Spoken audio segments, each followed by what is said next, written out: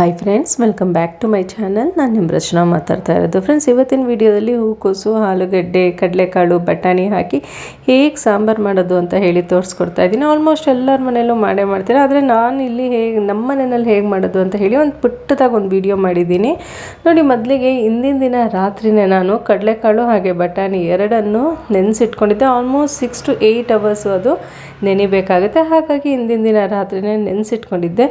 ಈಗ ಒಂದು ಕುಕ್ಕರ್ಗೆ ಹಾಕಿಬಿಟ್ಟು ಅದಕ್ಕೆ ರುಚಿಗೆ ತಕ್ಕಷ್ಟು ಉಪ್ಪು ಹಾಕಿ ಹಾಗೆ 1 ಗ್ಲಾಸಷ್ಟು ನೀರು ಹಾಕಿಬಿಟ್ಟು ಲಿಡ್ ಕ್ಲೋಸ್ ಮಾಡ್ತಾಯಿದ್ದೀನಿ. ಇದು 2 ಪ್ರೆಷರ್ ಬರಬೇಕಾಗತ್ತೆ. ಪಕ್ಕಕ್ಕೆ ಇಟ್ಕೊಂಬಿಡೋಣ.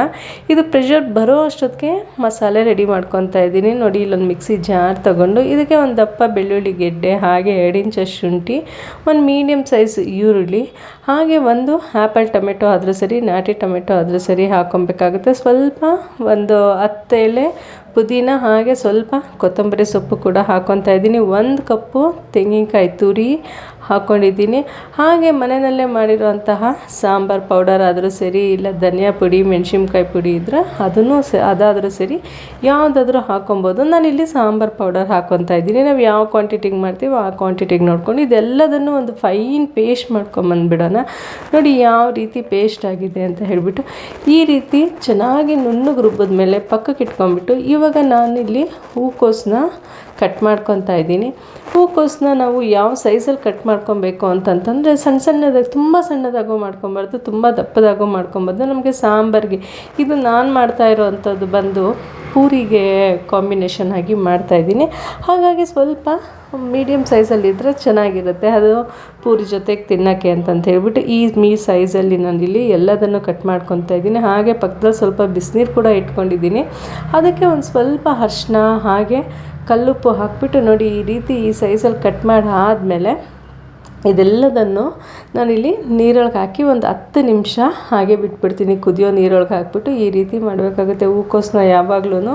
ಮತ್ತು ಅದ್ರ ಜೊತೆಗೆ ಕಾಂಬಿನೇಷನ್ ಹಾಕಿ ನಾನಿಲ್ಲಿ ಒಂದು ಆಲೂಗಡ್ಡೆ ಕೂಡ ಕಟ್ ಮಾಡಿ ಇಟ್ಕೊಂಡಿದ್ದೀನಿ. ಅದನ್ನು ಕೂಡ ಒಂದು ಬೌಲ್ಗೆ ಹಾಕ್ಕೊಂಡು ಪಕ್ಕಕ್ಕೆ ಇಟ್ಕೊಂಬಿಡೋಣ. ಇದಿಷ್ಟು ರೆಡಿ ಆದಮೇಲೆ ಮತ್ತು ಅಷ್ಟರಲ್ಲಿ ಪ್ರೆಷರು ನಮಗೆ ಕಡಲೆಕಾಳು ಮತ್ತು ಬಟಾಣಿ ಬೆಂದಿರುತ್ತೆ. ಪಕ್ಕಕ್ಕೆ ಇಟ್ಕೊಂಬಿಟ್ಟು ಮತ್ತೊಂದು ಕುಕ್ಕರ್ ಇಟ್ಕೊಂಡು ಒಂದು 3 ರಿಂದ 4 ಸ್ಪೂನಷ್ಟು ಎಣ್ಣೆ ಹಾಕ್ಕೊಂಡು ನಾವು ಆಲ್ರೆಡಿ ಕಟ್ ಮಾಡಿರೋವಂತಹ ಹೂಕೋಸು ಮತ್ತು ಆಲೂಗಡ್ಡೆನ ಹಾಕ್ಕೊಂಡು ಚೆನ್ನಾಗಿ ಎಣ್ಣೆನಲ್ಲೇ ಒಂದು 5 ನಿಮಿಷದವರೆಗೂ ಫ್ರೈ ಮಾಡ್ಕೊಬೇಕಾಗುತ್ತೆ. ಈ ಹಂತದಲ್ಲಿ ಬೇಕಂದ್ರೆ ಉಪ್ಪು ಹಾಕ್ಕೊಬೋದು, ಇಲ್ಲ ಅಂತಂದರೆ ಮಸಾಲೆ ಸೇರಿಸಿದ ಮೇಲಾದರೂ ಸರಿ ನಾವಿಲ್ಲಿ ಉಪ್ಪು ಹಾಕ್ಕೊಬೋದು. ಫಸ್ಟು ನಾನಿಲ್ಲಿ ಹಾಗೆ ಫ್ರೈ ಮಾಡ್ಕೊತಾ ಇದ್ದೀನಿ ನೋಡಿ. ಇವಾಗ ಮಸಾಲೆ ಕೂಡ ಸೇರಿಸ್ಕೊತಾ ಇದ್ದೀನಿ. ಸ್ವಲ್ಪ ನೀರಿನ ಅಂಶ ಎಲ್ಲ ಡ್ರೈ ಆದಮೇಲೆ ಇಲ್ಲಿ ನಾನು ಮಸಾಲೆ ಕೂಡ ಸೇರಿಸ್ಕೊತಾ ಇದ್ದೀನಿ.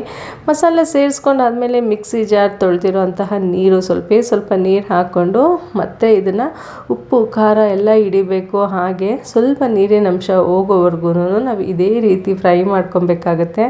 ನಮಗೆ ಯಾವ ಕನ್ಸಿಸ್ಟೆನ್ಸಿಗೆ ಬೇಕೋ ಆ ಕನ್ಸಿಸ್ಟೆನ್ಸಿಗೆ ನೋಡಿಕೊಂಡು ನೀವು ನೀರು ಹಾಕ್ಕೊಬೇಕು. ಯಾಕಂದರೆ ಈಗ ಆಲ್ರೆಡಿ ನಮಗೆ ಕಡಲೆಕಾಳು ಬಟಾಣಿಲೂ ಕೂಡ ಸ್ವಲ್ಪ ನೀರಿದೆ. ಹಾಗಾಗಿ ನಾನಿಲ್ಲಿ ಸ್ವಲ್ಪನೇ ನೀರು ಹಾಕ್ಕೊತಾ ಇದ್ದೀನಿ. ಇದೊಂದು ಸ್ವಲ್ಪ ಚೆನ್ನಾಗಿ ಒಂದು 5 ರಿಂದ 8 ನಿಮಿಷ, ಆಲ್ಮೋಸ್ಟ್ ಒಂದು 8 ನಿಮಿಷನೇ ಬೇಕು. ಚೆನ್ನಾಗಿ ಮೀಡಿಯಮ್ ಫ್ಲೇಮಲ್ಲೇ ಕುದಿಬೇಕಾಗುತ್ತೆ. ಲಿಡ್ ಕ್ಲೋಸ್ ಮಾಡಿಬಿಟ್ಟು ಇಟ್ಬಿಡಿ. ಈಗ ಆಗಿದೆ ನೋಡಿ ಒಂದು 8 ನಿಮಿಷ. ಯಾವ ರೀತಿ ಅಂತ ಹೇಳಿಬಿಟ್ಟು ನೋಡಿ ಎಷ್ಟು ಚೆನ್ನಾಗಿ ಎಲ್ಲದೂ ಬೆಂದಿರುತ್ತೆ. ಅಂದರೆ ಆಲೂಗಡ್ಡೆ ಮತ್ತು ಹೂಕೋಸು ಕೂಡ ಚೆನ್ನಾಗಿ ಬೆಂದಿರುತ್ತೆ, ಬೇಗ ಬೇಯುತ್ತೆ. ಆಲೂಗಡ್ಡೆ ಕೂಡ ಬೇಗ ಬೇಯುತ್ತೆ, ಹೂಕೋಸು ಕೂಡ ಬೇಗ ಬೇಯುತ್ತೆ. ಈ ರೀತಿ ಬೆಂದ ಆದಮೇಲೆ ನಾವು ಕಡಲೆಕಾಳು ಬಟಾಣಿ ನೆನೆಸಿರೋ ಅಂಥದ್ದನ್ನ ನೀರಿನ ಸಮೇತನೂ ಹಾಕ್ಕೊಬೋದು, ಇಲ್ಲ ನೀರು ಬೇಡ ನಮಗೆ ಗಟ್ಟಿಯಾಗಿ ಗ್ರೇವಿ ಬೇಕು, ಗೊಜ್ಜು ಥರ ಇರಬೇಕು ಅಂತಂತಂದರೆ ನೀರು ಕೂಡ ತೆಗೆದುಬಿಟ್ಟು ಹಾಕ್ಕೊಬೋದು. ಈ ರೀತಿ ಎಲ್ಲದನ್ನು ಹಾಕ್ಕೊಂಡು ಮಿಕ್ಸ್ ಮಾಡಿಕೊಂಡು ಮತ್ತೆ ಒಂದು 6 ರಿಂದ 7 ನಿಮಿಷ ಕಾಲ ಲಿಡ್ ಕ್ಲೋಸ್ ಮಾಡಿಬಿಟ್ಟು ಕುದಿಸ್ಬಿಟ್ರೆ ಒಂದು ಸೂಪರ್ ಟೇಸ್ಟಿಯಾಗಿರೋ ಅಂತಹ ಹೂಕೋಸು, ಆಲೂಗಡ್ಡೆ ಮತ್ತು ಕಡಲೆಕಾಳು ಹಾಕಿರೋ ಅಂತಹ ಸಾಂಬಾರು ಅಥವಾ ಕರಿ ಅನ್ಬೋದು ಈ ರೀತಿ ಚೆನ್ನಾಗಿ ರೆಡಿಯಾಗುತ್ತೆ. ಇದು ಎಲ್ಲದಕ್ಕೂ ಚೆನ್ನಾಗಿರುತ್ತೆ. ದೋಸೆ, ಚಪಾತಿ, ರೊಟ್ಟಿ, ಪೂರಿ ಎಲ್ಲದಕ್ಕೂ ಒಂದು ಸೂಪರ್ ಕಾಂಬಿನೇಷನ್ ಅಂತಲೇ ಹೇಳ್ಬೋದು. ನಿಮಗೇನಾದರೂ ಈ ರೆಸಿಪಿ ಆದರೆ ಮನೆಯಲ್ಲಿ ಒಂದು ಸಲ ಟ್ರೈ ಮಾಡಿ ನೋಡಿ. ಹಾಗೆ ಹೇಗೆ ಬಂತು ಅಂತ ಹೇಳಿ ಕಮೆಂಟ್ ಬಾಕ್ಸಲ್ಲಿ ಕಮೆಂಟ್ ಮಾಡಿ ತಿಳಿಸಿ. ನೀವಿನ್ನು ನನ್ನ ಚಾನಲ್ಗೆ ಸಬ್ಸ್ಕ್ರೈಬ್ ಆಗಿಲ್ಲ ಅಂದರೆ ರಚನಾ ಸವಿರುಚಿಗೆ ಸಬ್ಸ್ಕ್ರೈಬ್ ಆಗಿ, ಹಾಗೆ ಪಕ್ಕದಲ್ಲಿರೋ ಬೆಲ್ ಐಕನ್ನ ಕ್ಲಿಕ್ ಮಾಡಿ. ಆಗ ನಾನು ಮಾಡ್ತಕ್ಕಂಥ ವೀಡಿಯೋಸ್ ಎಲ್ಲ ನಿಮಗೆ ನೋಟಿಫಿಕೇಷನ್ ಬರುತ್ತೆ.